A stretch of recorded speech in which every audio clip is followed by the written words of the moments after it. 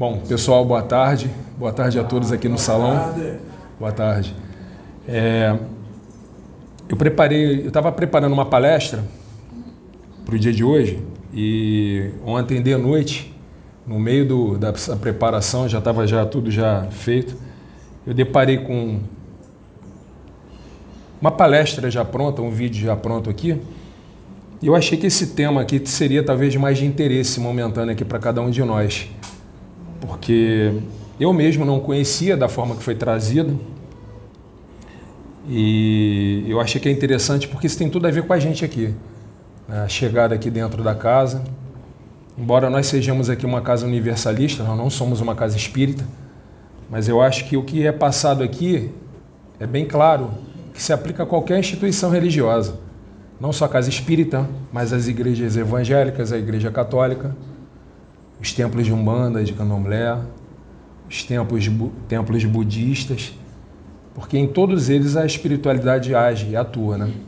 Então acho que é interessante a gente poder saber o formato e o desenho aqui foi trazido para uma casa espírita. Então, dessa forma a gente vai conseguir demonstrar, mas vocês entendam que funciona para todos. Eu até deixei tudo pronto aqui, eu consigo até fazer o comentário de cada um dos slides aqui, das ilustrações, mas eu achei interessante, num primeiro momento, colocar na íntegra, porque eu preciso dar os créditos aí das pessoas que produziram o material, né? Esse é um material que foi feito, que derivou de um livro, né? E desse livro, derivado, uma pessoa também que vai ser colocado os créditos aqui, a pessoa fez as ilustrações.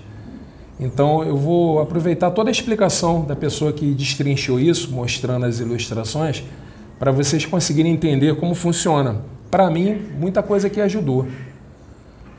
Mesmo tendo já tido uma experiência já durante um bom tempo aí no trabalho de uma casa espírita, né? Durante aí 15 anos eu trabalhei, tive a oportunidade de trabalhar. Muitas das coisas que estão aqui eu já tinha essa informação, mas com a ilustração tudo fica mais fácil. Isso vai facilitar até para a nossa chegada, o nosso comportamento aqui dentro da casa espírita e em outros lugares também, numa igreja, quando a gente for, para que a gente consiga entender, mesmo que a gente não consiga ver, o que está acontecendo naquele momento ali, como a espiritualidade está agindo, está atuando ali, né? Então, eu vou colocar aqui o vídeo para que vocês possam assistir. Peço perdão aí se houver alguma falha técnica, nós ainda não temos aqui o projetor, né? O Data Show. Se Deus quiser, um dia teremos o nosso aqui, vai ficar mais fácil. A gente abre um telão aqui grandão, projeta e fica melhor, tá bom? Então vou colocar aqui para que vocês possam assistir. Qualquer dúvida aí, no final a gente tenta comentar, se alguém quiser, tá? E eu acho que o vídeo em si ele já fala por si só. Então vamos lá. Mostrar o que acontece durante uma reunião espírita vista do outro lado, do lado dos espíritos. Muito bem, começamos com a primeira imagem, dando os créditos ao trabalho, todos os envolvidos no trabalho, e logo em seguida a primeira cena do primeiro capítulo. Antônio Carlos Tonini volitando com um companheiro que vai acompanhá-lo até a casa espírita, de uma região que ele conhecia bem. Ele morou nessa cidade, trabalhava noutra casa, era um trabalhador espírita, desencarnou e, do outro lado da vida, quis conhecer o que acontecia durante uma reunião. Já que do lado de cá ele tinha conhecimento, do lado de lá ele queria saber como as coisas funcionavam.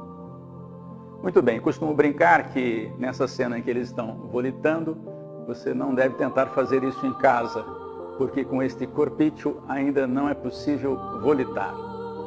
Já dentro da casa espírita, eles são recebidos por um responsável. Toda casa espírita, todo núcleo, em qualquer organização terrestre, sempre existe um espírito responsável que cuida do bastidor, e a casa espírita não é diferente. Joel é o espírito encarregado dessa direção. Ele recebe Tonini, o cumprimenta e aproveita para apresentar a Tonini Marcos.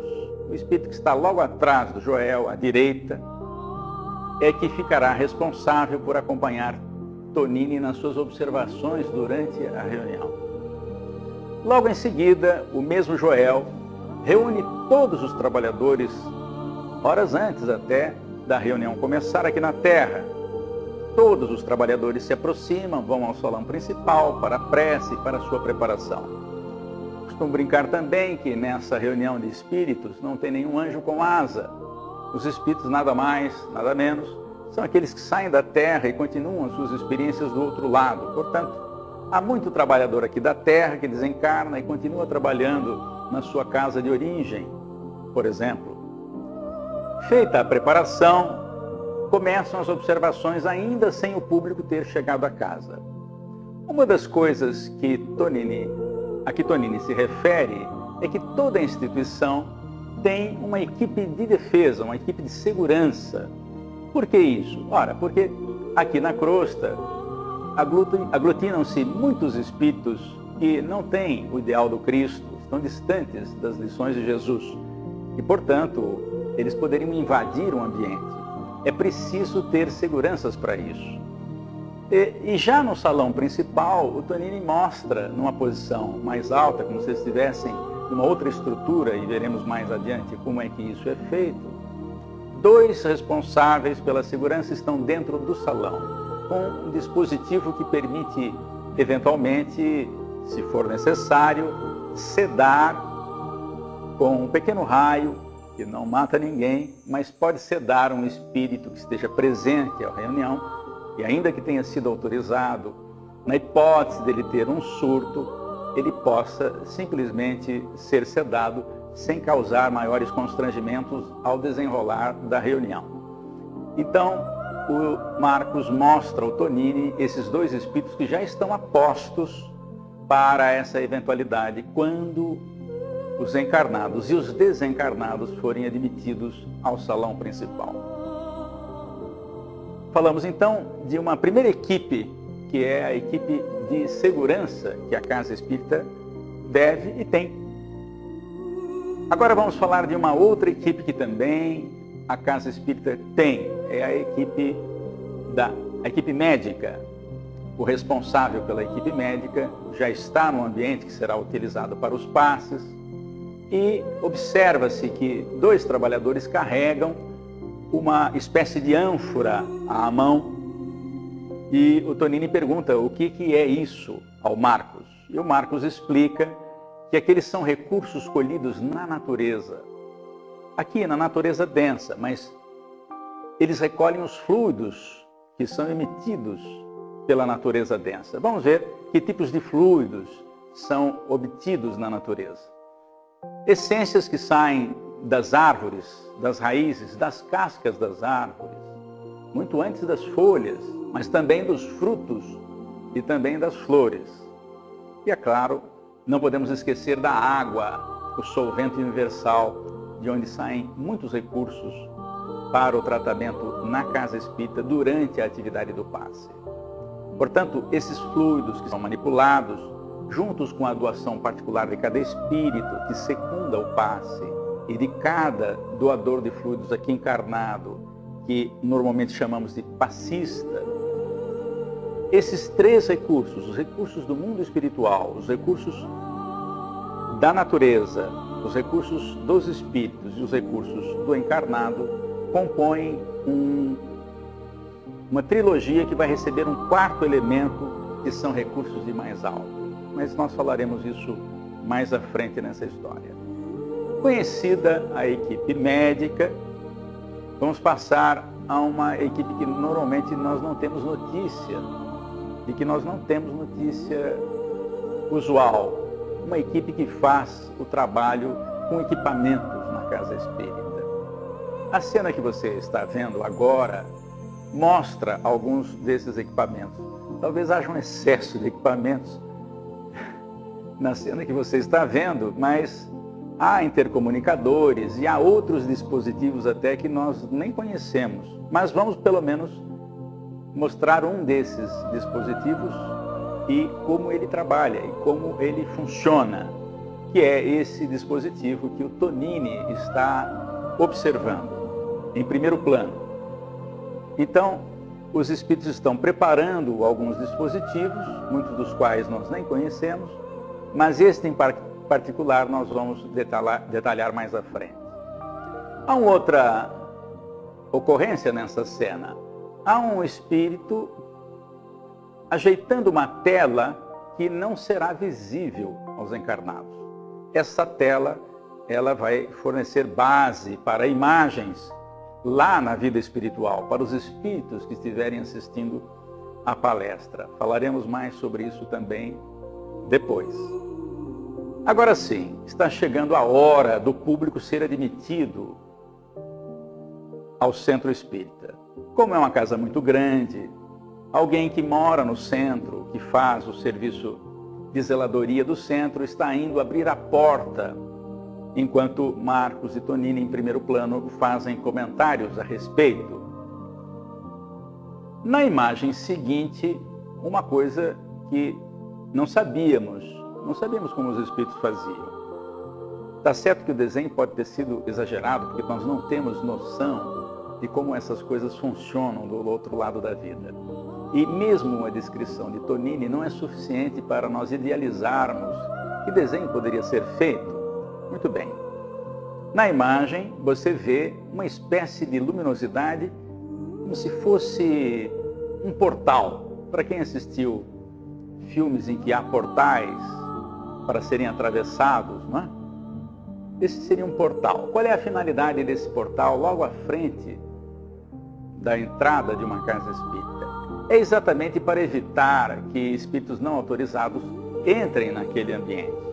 E não é preciso ninguém ficar impedindo a entrada deste ou daquele, o que seria muito constrangedor. É um portal iluminado e que só permite passar espíritos acima de determinada frequência de pensamento. Portanto, nós não temos maiores preocupações quando entramos na casa espírita desse jeito, porque os espíritos não autorizados ficam lá fora. Naturalmente, há aqueles casos difíceis, por exemplo, de uma ligação obsessiva entre um encarnado e um desencarnado, cuja separação talvez não fosse conveniente. Há mesmo referência na bibliografia espírita que uma obsessão de muito tempo não pode ser desligada de uma hora para outra, porque inclusive pode haver prejuízo de saúde e às vezes até de morte para aquele que está encarnado. Esse portal, então, tem essa finalidade, separa sem precisar ninguém ficar lá impedindo a entrada deste ou daquele e, portanto, não constrangendo os trabalhadores. Vocês vão notar aí que há trabalhadores encarnados entrando, há inclusive uma criança dando a mão à sua mãe, estão entrando porque a casa espírita também tem, no dia da reunião pública, um espaço reservado à noção espírita e evangélica, segundo o Espiritismo, para crianças e jovens. E essa casa tem essa atividade durante a reunião pública. É uma casa grande. E você pode ver também, à frente da imagem, vários espíritos, com o perispírito de tonalidades diferentes. Foi usada a cor escura para mostrar aqueles espíritos que estão aqui na crosta, e que não conseguem ascensão, e, portanto, diante daquela luz muito grande que o portal oferece, muitos até confundem como sendo ali a porta do céu. Há essa referência. Mas não é o céu, é aqui uma casa espírita, recebendo necessitados do mundo espiritual e também aqui do mundo material. Estes espíritos mais escuros na cena, eles não estão autorizados a entrar, e isso é feito de maneira muito natural, como já explicamos. Muito bem. Já dentro da casa, passemos a outro momento importante na reunião. É o momento de preparação. A reunião está por começar. A maioria das casas usa o recurso da música ambiente, da música de fundo, suave, mas que emociona, e que fica permanentemente recebendo os companheiros que estão chegando. Mas em algumas casas há também a música ao vivo, onde um trabalhador que toca algum instrumento, quase sempre o violão, e também canta, faz uma apresentação, às vezes até mesmo uma prece musical.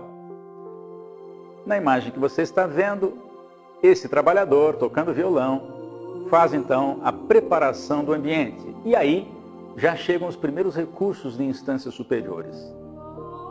Essa referência de recursos que vem de instâncias superiores foi pela primeira vez mostrada na obra psicografada por Francisco Cândido Xavier, chamada Os Mensageiros, o segundo livro da série André Luiz. Foi lá que André Luiz, pela primeira vez, falou que na hora do passe feito lá na vida espiritual, também existem recursos chegando de mais alto, mostrando que há uma hierarquia muito interessante que nós vamos conhecer um dia, ou vamos relembrar um dia, de como funcionam os trabalhos intercessórios.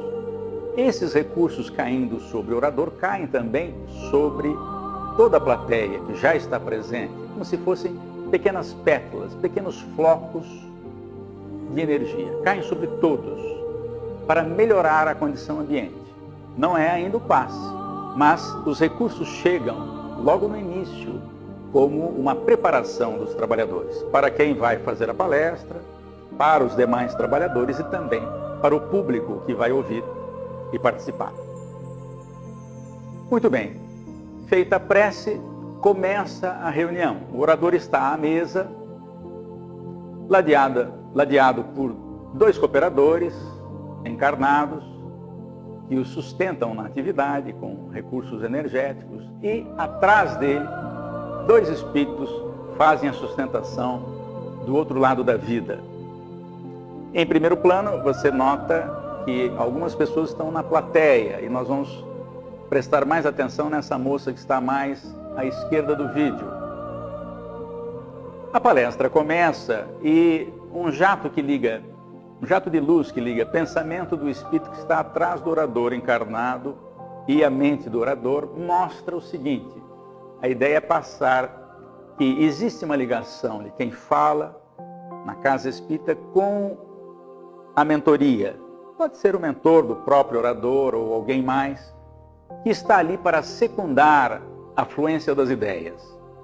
Mas um detalhe: esse espírito que está por trás disso, que facilita as lembranças do orador, não pode nunca colocar na boca do orador, ou melhor, terá muita dificuldade de o fazer, nunca não deve falar, caso a informação não esteja no conhecimento do orador. Se o orador não conhece uma história que seria muito bom contar naquele momento, mas ele desconhece essa história, ainda que o mentor conheça a história, ele terá muita dificuldade de passar isso. Por quê? É como se nós, não tendo um arquivo no computador, quiséssemos chamá-lo, quiséssemos buscá-lo. Nós não vamos conseguir. Por quê? Porque o arquivo não está lá.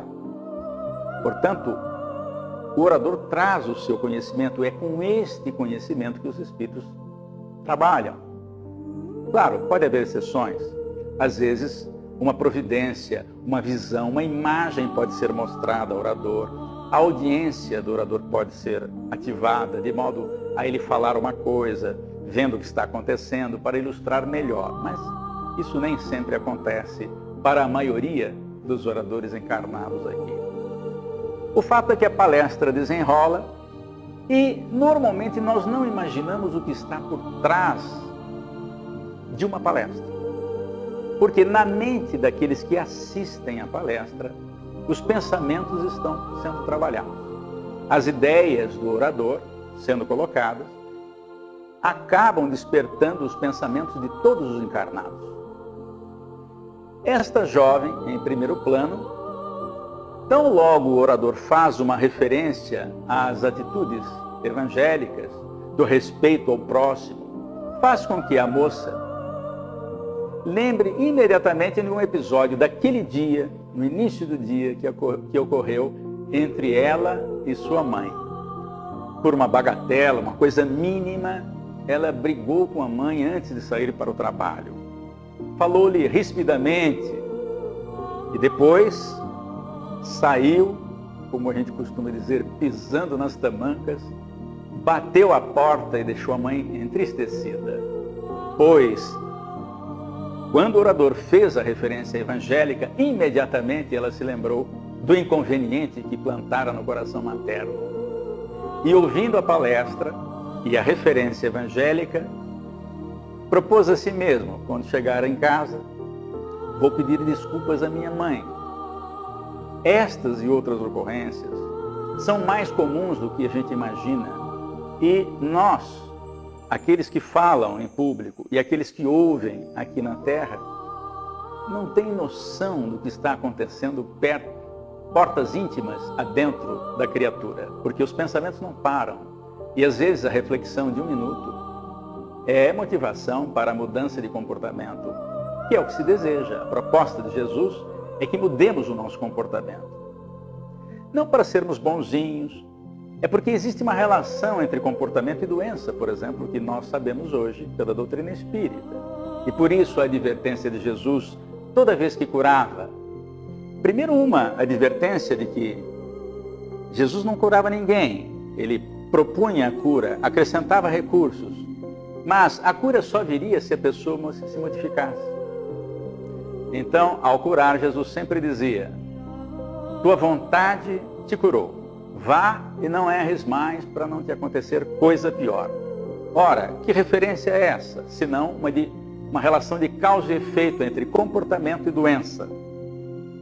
São os nossos comportamentos que geram as nossas doenças.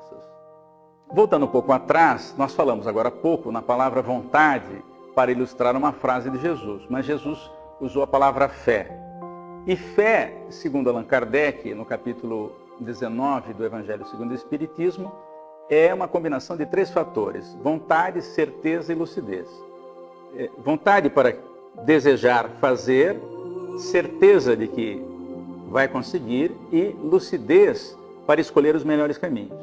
Isso está no capítulo, repetindo, 19 do Evangelho segundo o Espiritismo.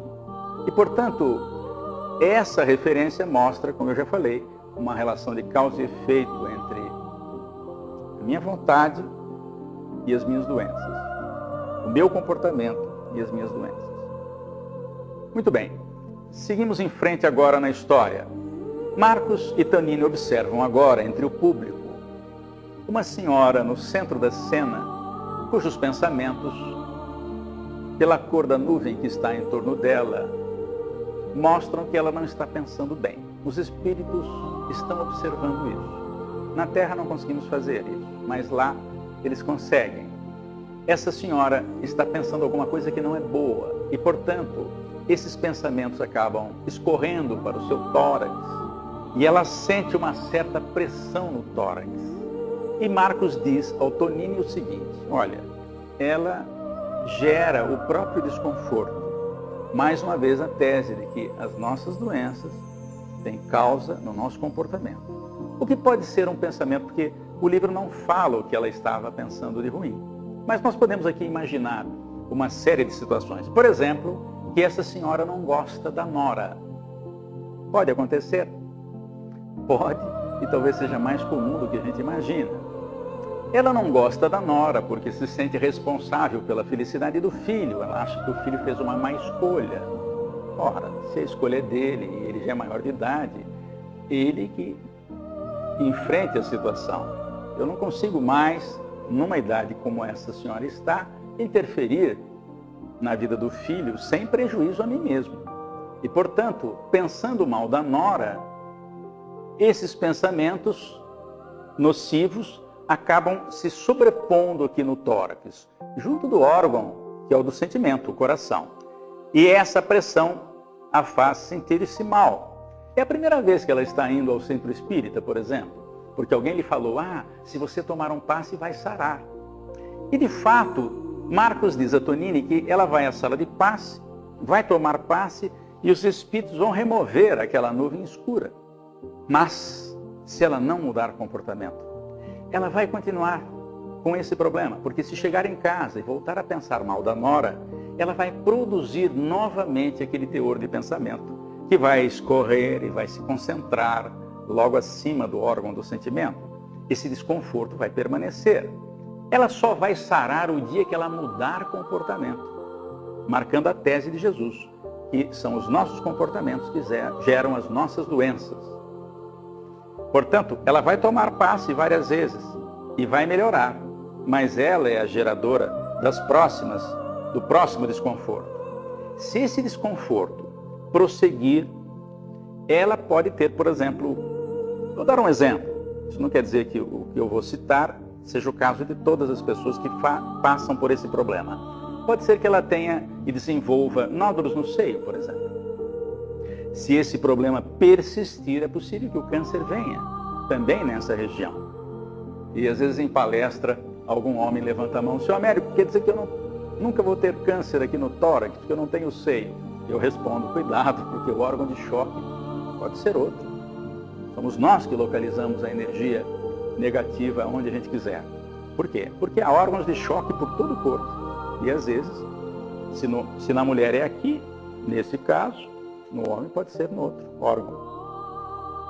Mas vamos em frente. Agora a cena mostra 3 pessoas, uma dormindo profundamente, a outra cochilando, e uma terceira, uma senhora, que está piscando pesado. Por que colocamos isso? O livro fala que as pessoas, quando vão a uma casa espírita, nem sempre se comportam atentos. Há pelo menos 3 causas identificáveis. Podem existir outras. Aquele senhorzinho mais no fundo, que dorme profundamente, faz um trabalho difícil, um trabalho braçal, chegando à casa espírita, está cansado, o ambiente da casa espírita favorece, a leveza do ambiente, do ponto de vista fluídico, energético, facilita, ele aproveita aqueles instantes e acaba descansando ali mesmo. Já isso não acontece com aquela senhora que está piscando duro. Ela não está prestando atenção direito na palestra, e quando não presta atenção, ela se desinteressa, acaba fechando os olhos muitas vezes, piscando duro, é capaz de dormir. Talvez seja por causa também do orador. O orador às vezes não está agradando. Pode acontecer, não está num dia bom, não está num dia feliz. Mas também ela não exerceu a vontade no sentido de aprender com as lições que são faladas na casa espírita. Todo orador, todo falador da casa espírita tem uma coisa a dizer, tem uma experiência a contar. E, portanto, nós podemos nos utilizar dessas experiências se estivermos atentos. Mas, em primeiro plano, aquele que dorme aí profundamente, esse senhor está sob influência. O espírito que o influencia não gosta que ele vá ao centro. Ele não entrou, está lá do lado de fora, e tem uma nuvenzinha escura aí, né? Um pensamento, como se fosse um jato de pensamento escuro, dirigido a ele, pelo seu amigo, o obsessor, que o aguarda sair do centro. Ele não conseguiu entrar, mas lá do lado de fora, ele hipnotiza à distância o seu companheiro encarnado. Por quê? Há múltiplas explicações. O livro não fala qual é esse caso, mas muitas pessoas dormem numa reunião por influência obsessiva ou por influência perniciosa de espíritos que não puderam entrar e não querem que o seu protegido, entre aspas, se desconecte da sua tomada mental. Porque quase sempre, quando a pessoa entra na casa espírita e enxerga o mundo de outro ângulo, com a outra panorâmica, essas conexões com espíritos necessitados inferiores acabam se desfazendo. E esses espíritos não querem que isso aconteça. Mas prossigamos no nosso centro espírita, visitando as tarefas lá do outro lado. Agora é um senhor cuja tela mental nós não estamos vendo ainda, mas vai aparecer daqui a pouco na sua tela. Tonini está percebendo, com a ajuda de Marcos, que este cavalheiro não está atento à palestra. Ele olha, mas não vê. Não enxerga. Ele está pensando em alguma coisa. Vamos ver o pensamento dele. Ele está pensando nos negócios. Está se vendo na mesa de trabalho, no escritório. Tonini pergunta a Marcos se ele está com algum problema. Ele diz que não. Ele só está preocupado em ganhar dinheiro. Pode ser que esteja visitando pela primeira vez a casa espírita e ainda não atentou para a proposta dos espíritos. Portanto, isso é muito comum na casa. Aquelas pessoas que vão assistir a palestra, mas estão vivendo uma outra realidade nos seus pensamentos.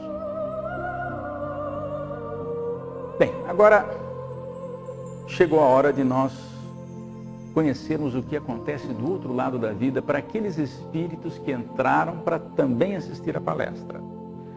Algumas pessoas podem ficar preocupadas quando entram numa casa e sentam-se à cadeira. Elas podem se perguntar, será que eu estou sentada no colo de um espírito? Ou é ele que está no meu colo? Isso seria constrangedor. Nós, na casa espírita, não temos essa preocupação quando já somos de algum tempo na doutrina. Mas aqueles que chegam pela primeira vez podem ter essa dúvida.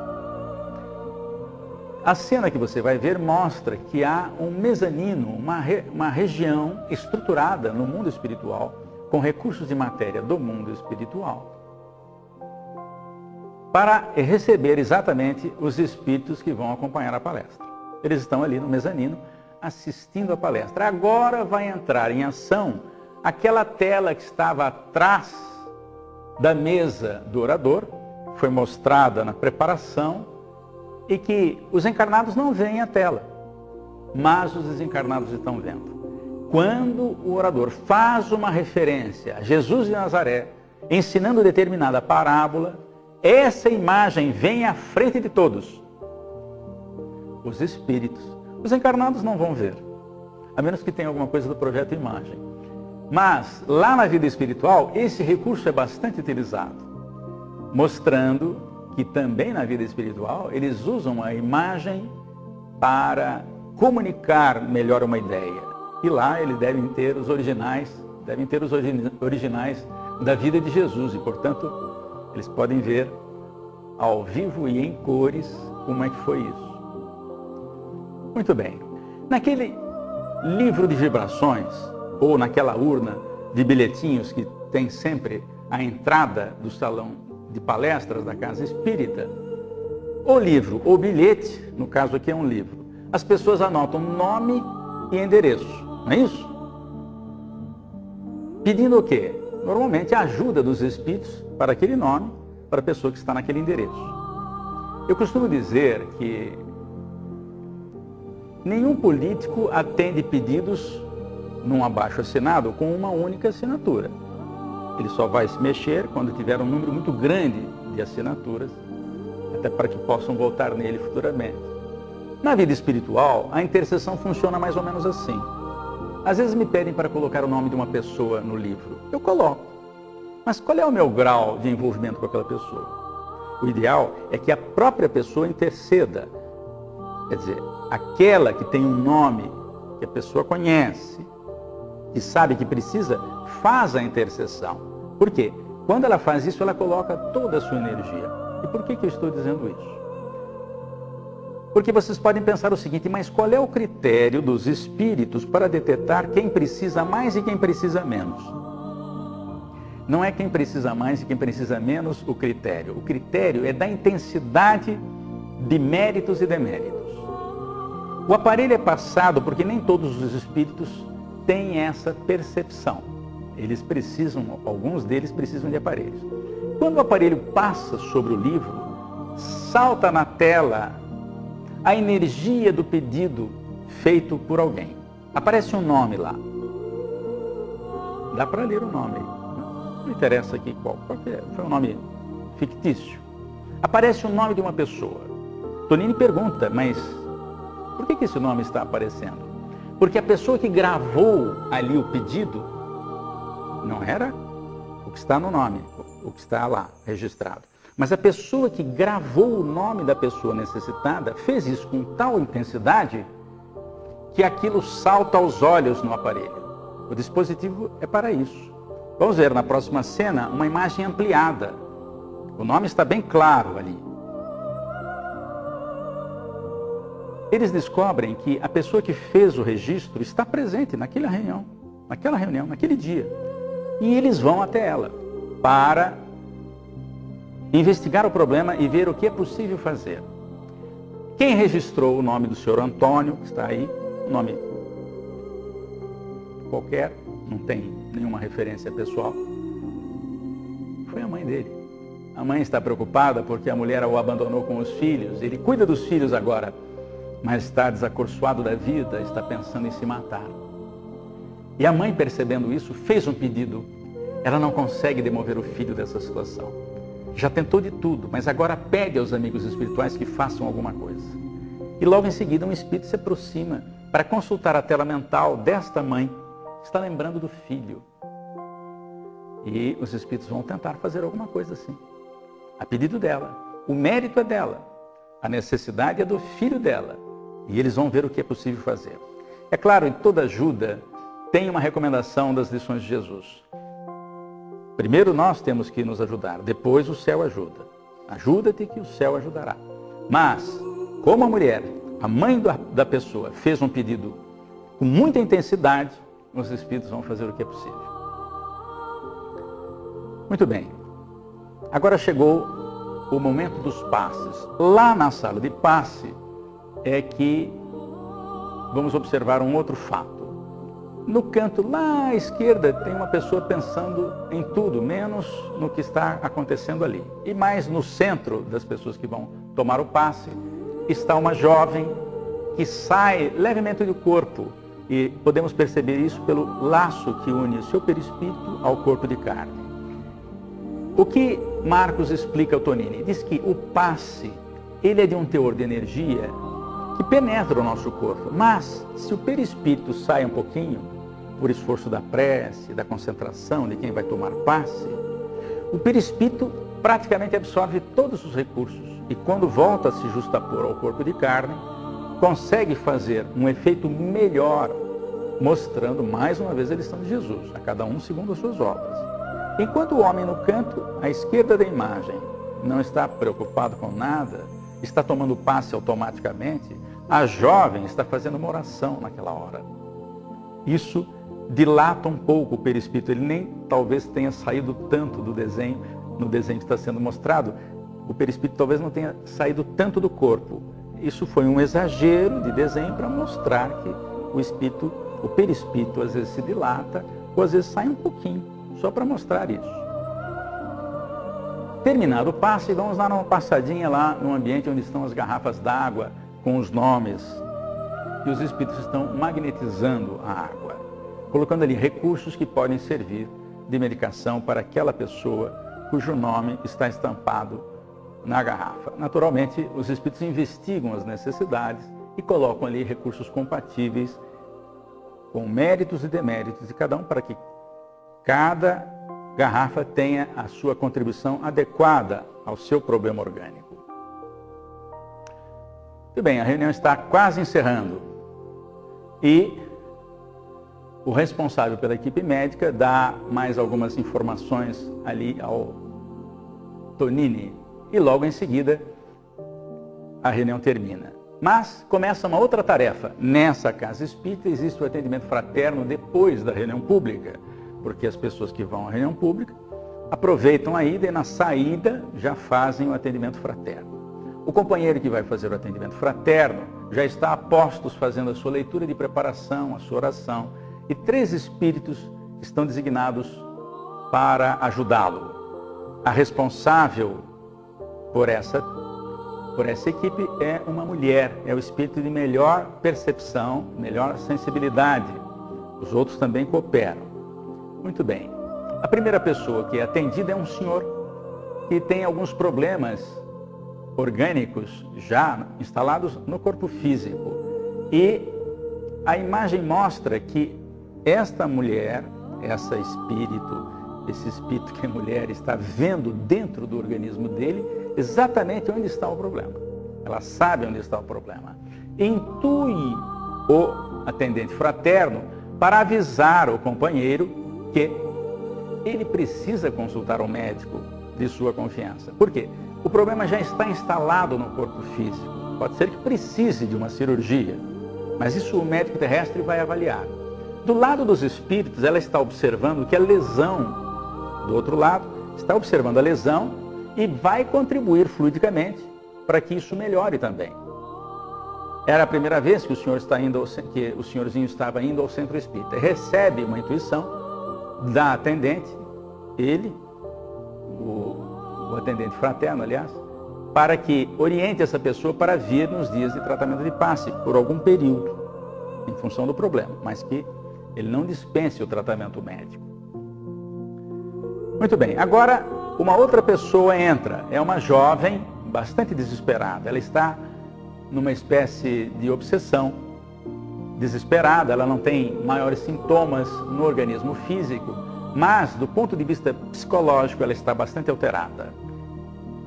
Essa mulher, chefe da equipe, observa o psiquismo lá no fundo para saber o que está acontecendo e identifica imediatamente o problema.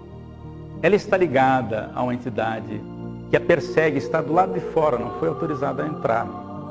Ela identifica esse problema e orienta o atendente fraterno para dizer a ela que comece também um tratamento de passes e também vai colocar o nome dela para o tratamento da desobsessão, porque ela está com uma influência perniciosa. E alguém poderia perguntar, mas que problema é esse? É o marido dela. Dessa encarnação não, ela nem casou. É o marido da outra encarnação, que ela abandonou. E esse marido não perdoou-a. Ela já está encarnada outra vez e o marido a persegue. Isso nos leva a muitas reflexões.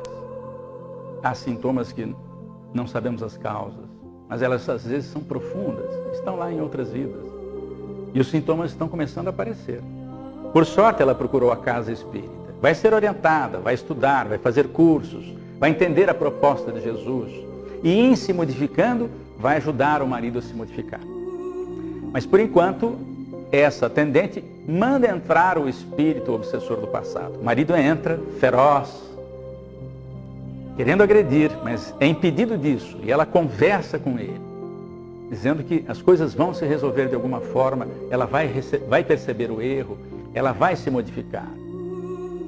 O livro não fala da solução do problema, mas isso acontece muitas vezes em muitas casas espíritas. As pessoas chegam, não sabem o que está acontecendo, os encarnados também não, mas propõem o conhecimento da doutrina e também do Evangelho de Jesus para mudar comportamentos. É isso que vai ajudar a mudar os outros.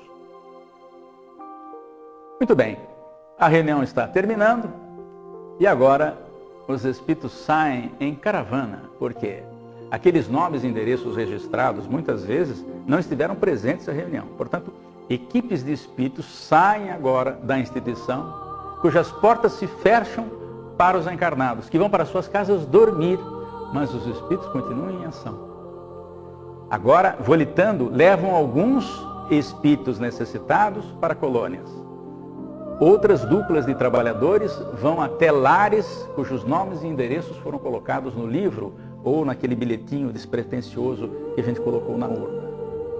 Nada disso deixa de ser levado em conta por uma questão de respeito dos espíritos à casa que trabalha em nome do Cristo. Deixar o microfone aqui disponível se alguém quiser fazer algum comentário, né, e a gente tirar uma dúvida aqui, é bem legal. Coisas bem... Obrigado. Coisas bem interessantes aí foram trazidas, né, nesse vídeo. E eu me lembro agora da palestra que o Maico fez aqui na semana passada, mas foi semana passada retrasada, que ele trouxe a informação de que ele foi desdobrado uma determinada noite e trouxeram ele aqui na plataforma para ele conhecer a contraparte astral da plataforma, né? Falou que todo esse espaço aqui, todo esse terreno aqui é ocupado, são 5 andares e o trabalho acontece aqui durante 24 horas. Cursos, assistência, instrução, socorro. Nós aqui não temos a menor ideia do trabalho, né? Que a gente vivencia aqui, nesse encontro, nesse momento aqui, é só um pedacinho do tanto que é feito aqui. E a gente sabe que toda essa estrutura, essa proteção aqui, essa segurança, acontece aqui nessa casa como em qualquer outra casa, como qualquer outro segmento religioso. Isso é bem interessante. Interessante também saber a questão dos equipamentos, né? O quanto nós aqui estamos, né, distante. A gente não entende às vezes, né? A gente deixa o nomezinho da pessoa lá para pedir oração, pedir prece para alguém que a gente conhece, que a gente gosta. E a gente não coloca ali o endereço da pessoa, né? Só coloca o nome. Aí, quando a gente visita a casa espírita, às vezes a primeira vez que tem essa prática, pergunta, mas como é que eles vão saber quem é essa pessoa? Tem tanta gente ali com o mesmo nome, na mesma cidade, no mesmo espaço. Às vezes a pessoa está em outro estado, está em outro país. Aí eles dizem, não, né? Eles sabem, o correio lá do plano espiritual funciona muito bem. E aqui eles mostram, né, como é que, através desses equipamentos, esses aparelhos, tem espírito que consegue de cara já fazer aquela leitura, aquela varredura. Aqueles que ainda não têm, utilizam o equipamento lá. E aquela pessoa que imprime o pedido, ela deixa uma assinatura energética. Naquele momento que ela está doando aquele pedido ali, né? Fazendo a intercessão. Então, gente, esse vídeo eu acho que é muito importante para todos nós. Ele é oriundo do livro Na Seara do Bem. Os créditos estão sendo colocados aqui. Eu queria agradecer a todos aí pela atenção e a paciência. Ok? Valeu. Valeu.